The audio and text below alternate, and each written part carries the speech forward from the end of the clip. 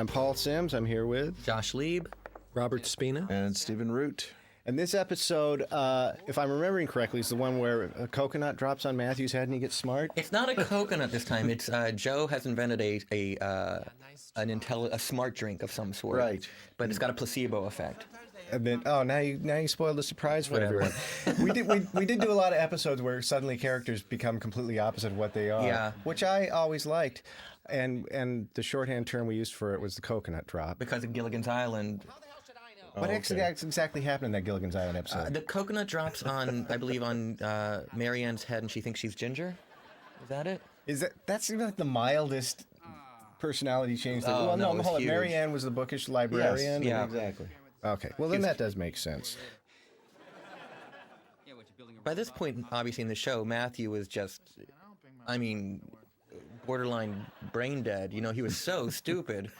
And so... Well, we all got continually stupider as the show went on. I think everyone got continually more ridiculously like what their characters used to mildly be. And I point that out while we have Joe having a Dr. Frankenstein's lab in the break room. But yeah, I think it was an idea of mine where I just thought it would be funny to do a Flowers for Algernon with Matthew. And actually, this was one of the great...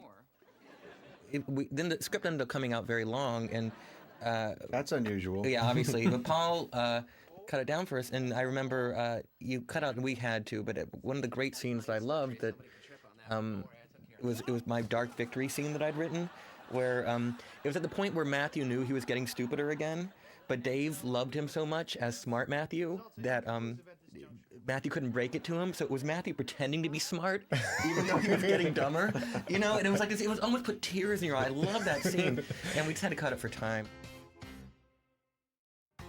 Did we actually shoot that scene? We never shot it. No, it was too just bad. too much. It was you cut it because you're just crass and commercial. Was it in the white script at the beginning of the week? Yeah, it was in the white script. I've got every one of the white scripts and the final script because they changed so much. It might not have ever made it to the white script because we were really long. Considering on this one. how long the shows ultimately turned out, you have to think about how long those table drafts had to be. Oh my goodness, they were. Mark O'Keefe and Ron Weiner were new writers this season. Very talented, funny writers.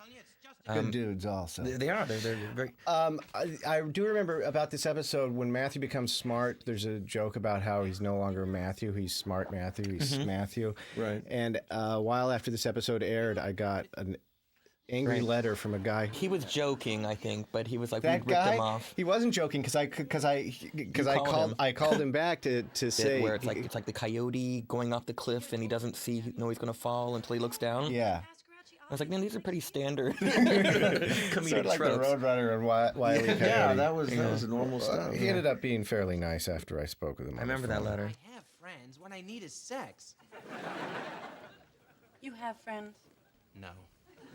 But what I need is sex. Last week you told me you wanted a soulmate. Yes, a soulmate to have sex with. Here's a good question, and it's a very popular one. Look at all the people who emailed in with this. Tocab2, Christensen63, Derek B27, TV Adam 717, Maximum Awesome, I like that, Jennifer Y. Hugh, and Raptor 049 all asked, were there any fantasy episodes written or any ideas around which you really wanted to do a fantasy episode and never did it? Josh? That's a good question. Well, we had, let's see, we had the superhero episode, obviously, which we thought about doing at the end of the season, where it would turn out that everybody on the staff had a secret identity. The one I really wanted to see Jimmy moving the refrigerator aside in the break room and having a Jimmy cave in the back there. You know, and some of them would be super villains, whatever, but nobody would know. That's a good idea. I like that. Yeah, that would have been fun. There's also, I think we had a Planet of the Apes idea. Anybody else? Didn't I hear about a Godfather idea? Oh, I don't remember. I don't remember that, but that would have been good. Sounds great. Planet That would of have the been Apes fun. Yeah. No, and then, of course, it got immortalized in that showrunner book with me walking into Paul's office. This is final season, and it made me feel very big as, you know, the putative showrunner to walk in Paul's office and go, why don't we do the superhero episode? And Sim says, no. And that got put in that stinking book. I'm sorry. I just... I was trying to think if there was any possible way by that time at the end of the season to get the network to pick us up for one more season. Yeah. And I didn't think that A fantasy episode. I didn't think a fantasy episode. No, was moving to gonna New do it. Hampshire was going to do it. But we. Are we going to talk about that later? Good, Yeah, we'll talk about that. Well, we had after but the Paul's No's were always good. Remember we were sitting around early on, like second season, and we had a couple writers on who didn't work out, and we're like, well, anything else? You know, what show should we do? And somebody goes, Dave's got problems in the sack, and Paul's No like beat the sound barrier. I didn't yell. I wasn't really. I don't know. I just said no. And that was it. How was the Dexter Prep pilot with Stephen Root developed, and why did it never air? That was a pilot I wrote a few years ago. Stephen was in it. I thought it was a pretty good pilot. Yeah, it was all right. It was a 7. I thought you were good, and I thought that main guy, I wish I could remember his name. I thought he was good. And but He'll appreciate that. But it didn't get picked up. What about, here's a question from Derek B27. What about the Jimmy adopting Beth storyline that never came to be? Do you remember that? We didn't think Steven could handle it, was what I recall. Well, I think this was your idea. This is something you were always talking about. Jimmy was gonna adopt Beth. Here's Matthew reading 4 books at once. Yeah. And, Jimmy was gonna adopt because they always had such a father-daughter relationship, and then it became confusing as what we were gonna do with her real parents, and does it make Beth an heiress? I don't really know, but I remember it very vaguely, so I don't. It was just an idea we were kicking around. Yeah. I remember there was a big discussion about which way the books should be facing when he was turning those pages. Mm-hmm. I don't know why, but I remember. Well, no, that. it made a joke of one of them was upside down, and you going, "Why are you doing it like that?" And it's like, "Have you ever done it?" And of course, there was no coverage on the book, so who would know? Coverage is for the weak. Oh, I do like this with him reading all the books. How you doing? Never better. Uh-huh. You fellas have a good time talking about me in there? Isn't he reading one book backwards? Yeah. He's flipping through it backwards. Well, A, it stands Here's a question from Chris C.D. Davis, Pet Sounds 14, Juten 77, Data Laughing, and Jaderholt. These are all different people. At what point did you know for sure NewsRadio wasn't coming back for a 6th season, and what were the cast and crew's reactions? Well, I was sad. We didn't know. I wish we'd known when we shot the last episode, but we didn't know, and we had to write the last episode as if, you know, it would have been nice if they'd said, oh, well, it would have been nice if they'd said this is your last episode, so we really could have done a last episode. As it was, we had to make an episode that worked as a last episode or worked as in case it didn't. But I think it was, I don't know. I say now that it was pretty obvious it wasn't coming back for next season, but it really wasn't. It wasn't. Obvious. People kept saying, "You're coming back. You're coming back," and it's like every other season they said, "You're not coming back," and we came back. And this was a season they kept saying, "You're coming back," which, in retrospect, should have been obvious we weren't. But it actually wasn't until I guess we finished shooting. When did we finish shooting? Like April? I don't remember. It wasn't until a few months later when they were announcing the fall schedule for NBC that I got the call that the show wasn't coming back. And the call I got was not from anyone I had ever worked with at NBC before or had ever even met in my life. It was this guy who they had just hired to be the new president of NBC, and he didn't last very long. But they just hired him, and he called me up and said, "Hi, this is so and so. It's nice to meet you." I said, "It's nice to meet you." And he said, "So I just wanted to thank you and everyone there for all your hard work over the years." And I said, "Great. So when do we start shooting the next season?" And he said, "No, it's not coming back." Really. And I said, "Well, you know, congratulations on your new job." And he said, "Oh, I know, it's just my first week. It's a nightmare over here. It's been really hard." And I thought, this guy's just calling to tell me that my show of 5 years that I love more than anything is canceled, and I'm supposed to feel sorry for him because he, you know, doesn't have Post-it notes on his desk yet. Anyway. Steven, did you know? I knew in my heart. But I felt sometimes like I knew in my heart at the end of every season that was. No, I always felt probably we would come back, but not that season. And I don't think you could have dragged more Tierney into another season anyway. I mean, I could have dragged her. She wasn't going anywhere. She didn't. ER didn't happen until 2 years later. I know, but you weren't down in the trenches, were you?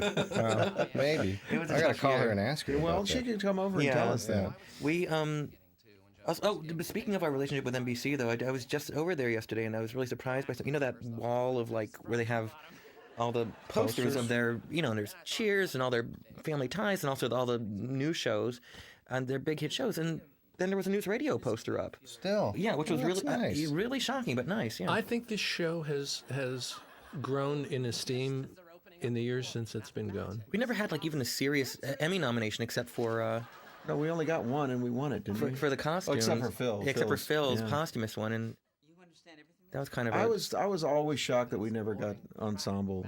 Well, they didn't have that at the Emmys. They had the SAG That was a Awards. SAG, right? Yeah. Well, we blew off the SAG Awards the first year.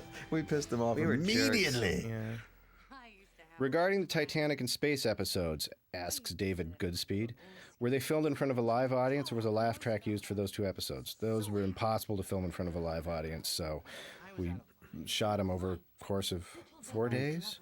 Did we do any The partial? the Titanic we did in like 3 days. On several stages. Yeah. Yeah. And the Daydream episode, I remember, we broke it down into like 72 separate scenes. That's right. Yeah, those were hard. Oh, I still love. Those were hard but fun. Yeah. Oh, yeah. Anyone else have a good question while I'm looking through these fan questions? Well, actually, what's going on in this episode at this point? What, is there a There's a B subplot? story here, or this might be the A story for all we know.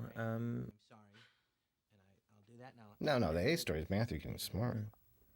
This is one of the first shows where John actually not got to wear black. Oh, they were trying. Oh, this was it. He was after Beth.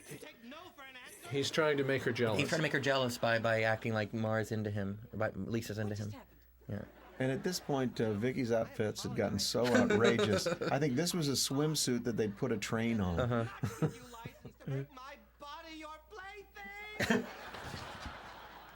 Here's a question. Has Sony been happy with the sales and reviews for the previous NewsRadio DVD season so far, asks Altag. Oh, you would know that. I don't, and I asked our DVD producer, and he doesn't know himself, and he's laughing Well, through they the window have right to now. be if they're paying the would $5 suspect for us to so, do this. yes. But yeah. Here's a question that I also should know the answer to, but I don't, from Der Becker. Der Becker. Yes. Are the DVD episodes the syndicated versions or the original network broadcasts? Well, they have to be they're the original network broadcasts. Yes, these are the full episodes. I guess if you watch it on Nick at Night, it's the slightly shorter versions, which are only edited down to fit more commercials in. A follow-up? Yes. How much material do you think that wound up on the cutting room floor in terms of minutes? The joke that I used to make was that we had enough to run 2 more seasons. Because I mean, I'm not joking when I say you would remove entire stories. Yeah, we would. The first assembly, which was just everything that we shot, often was like at least 15 minutes over. But as far as getting it down to a level where then it starts being hard to cut stuff, there's probably like 5 to 7 minutes of good stuff per episode that I really liked that you had to But cut. that reminds me of something I regretted. I kept talking about, especially this final season, or obviously, and never did, was cutting together all the good Phil stuff that we'd cut. That's what I want. Really funny stuff that we just had to cut for time, but that we could have made an entire episode of just funny Bill McNeil bits. Oh, that would have been a nice wraparound episode. Yeah. But I don't know. If I saw another show do that, I would go like, "Oh, you're capitalizing." But they were so that." funny. I know they were. Yeah.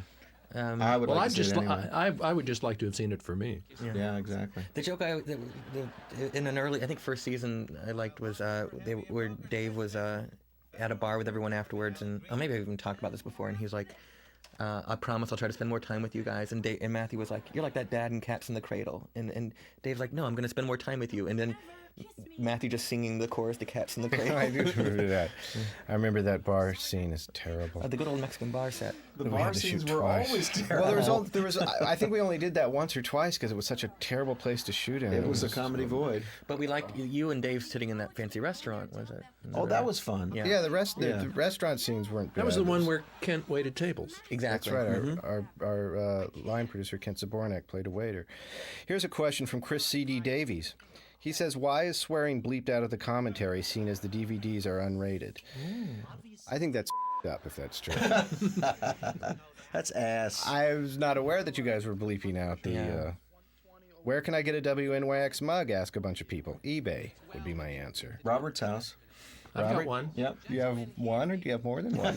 Actually, I have one from the Titanic. Yeah, which Yeah. is Oh, that's a good beautiful. one. That was Tom Sharonis gave that to me. It's one of my prized possessions. Very good man. Extreme Vox asks, have any of you had a chance to really read, not just read, but to really read any of the fan fiction on Dale's website? So fan fiction is when people who are fans of the show write their own stories Right. or their own episodes. I've looked at some of it. I've meant to. Have you ever read anything good? Yeah, there's a lot of it's kind of funny. It's weird hearing like something that's written by or reading something that's written by none of us that's about those characters. Right. It's You know, there was one of the odd things that I've seen over the years was, and I don't know if you ever knew about this, there was a guy in France who, on the internet, I can't remember what his name was, but he did a comic strip based on NewsRadio. Did you ever see No, I those? never saw I that. have them. I have a number of these things. They were great. I saw them. They were great. I'd like to see that. That's I gotta look that fascinating. up. I hope they look like peanuts. Even though he's not in here, here's a question for our DVD producer, John Rosas.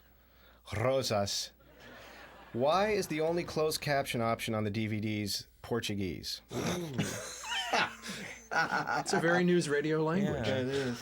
That's something that would happen on this I do know. DVD. I do know that's true, and I don't know why. No one knows why. We're Apparently. big in Brazil. Oh, that's Brazil. Is it true that you said? Is it true that you said when the show was canceled that 97 was a very NewsRadio number? No, or no, or yeah, I did say something like that, like just 100, being the number of episodes theoretically you need for syndication. 97 would be the NewsRadio equivalent, which is almost there. almost Right. there. Has anybody Distressful asks, has anybody connected with the show ever actually spent time at a news station? I went once to a news radio station in L.A. before I was writing the pilot, and I spent 10 minutes there, and it seemed In every interview that I give, I say our proudest moment is we did absolutely no research for these parts. That's true. Which you can tell, believe me. Absolutely. Well, obviously, we pretty we soon. don't do any work on Yeah, the it show. became nothing. It was just sort of a chaotic place for all these people to be, not any work thing. I think Matthew? Why, are they all drinking? they're all stuff? drinking. They Yeah. all want to get super smart too. Yeah. You can call me Smimmy. Here's a question from MScholar04. Out of all the episodes, which ones were the hardest to shoot, and for what reasons? I think that first one, the first one of this season, was hard. That was the hardest. For that For reason. emotional reasons, and then in all the technical reasons would be the space episode and. I guess those were technically hard, but it was so much fun that it was didn't so seem much fun to do. Yeah, Anything with Phil in a harness at 3 a.m. that's true. is probably hard. Yeah, one of John Lovitz's previous appearances on the show was him and Phil having to hang out of a harness as if they're outside the building, and that was hard. And then later, we also put Phil in another harness to make it look like he was in outer space. Wait, can I say another favorite Phil line that was definitely not mine? Was when he was describing the episode of Family Matters with the Urkelbot to Lovitz in the insane asylum. I don't remember. They're lying in bed, and so Phil is telling it as a story. It's like, and then the Urkelbot, met up with us. Oh yeah. I love that. You talk about the technical episodes being very difficult. What I remember about the Titanic episode was that it was one of the happiest episodes I ever remember. You guys, I always used to. I mean, you guys could be pretty dark in your thinking, and there was a lot of cynicism and all that, and I used to marvel at it because it was just so consistent. And then when we did the Titanic episode, even though it was on all these different stages and we had water tanks and we didn't know if we were coming back and all this kind of stuff, I remember it being one of the easiest shows to do. And it was also the only show that we actually broke the fourth wall on. When we were waiting for some that's special right. day. Oh, that's right. They were That's right. supposed to do it. Yeah. That's right, Stephen and Dave. And we said we already blew the whole budget on the other stuff. Yeah. Here's Maximum Awesome, which is an excellent email name, says, what was the most common adjustment you heard from any director during filming? Stephen? Tom Sharonis directed most of them after a while. Let's see. Did Tom? I mean, everyone knew what they were doing. Tom would just sort of say, "Let's go again." Robert. The table. Oh, the that's table. true. Sure. The conference table. Are they sitting at the conference table right now? No, not right now. No, that conference table was impossible because no one was ever turned the right way. It was inspired, the solution, to turn it into a... Then we made a semi-triangular table. Whoa. I don't know why that happened. What happened? Josh, what did you do there? I don't know. How'd you slip that one through? That was a Marco Keefe line, man. How'd that go? Are you going to blame someone who's not here? Exactly. Marco Keefe, by the way, has gone on to a very successful movie writing career. Doesn't really usually stay mad for long, so. I hate you, and I hope you get run over by a bus!